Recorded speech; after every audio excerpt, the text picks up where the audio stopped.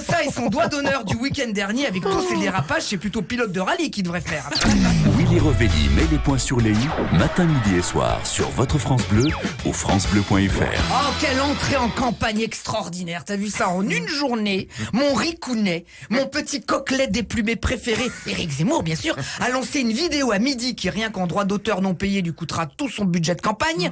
Et à 20h, s'est fait voler dans les plumes par un Gilles Boulot, plus procureur que journaliste.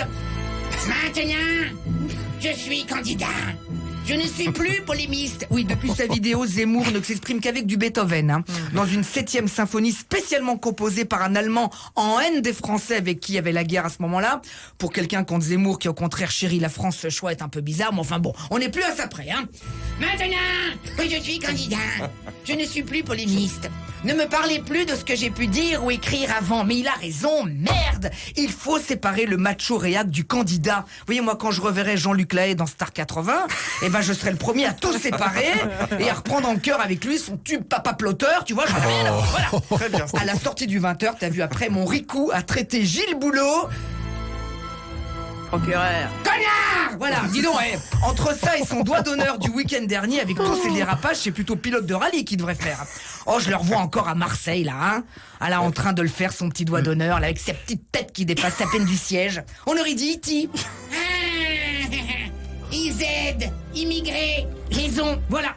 Écoutez, moi je pense, vous savez, qu'avec ce geste maladroit, il a juste voulu nous faire comprendre que c'était un acteur majeur de cette présidentielle, voilà. Que c'était sa manière à lui de montrer l'exemple en prouvant qu'il maîtrisait bien les gestes barrières. Et ça marche. La plupart de ses soutiens commencent à prendre leur distance avec lui, vous voyez.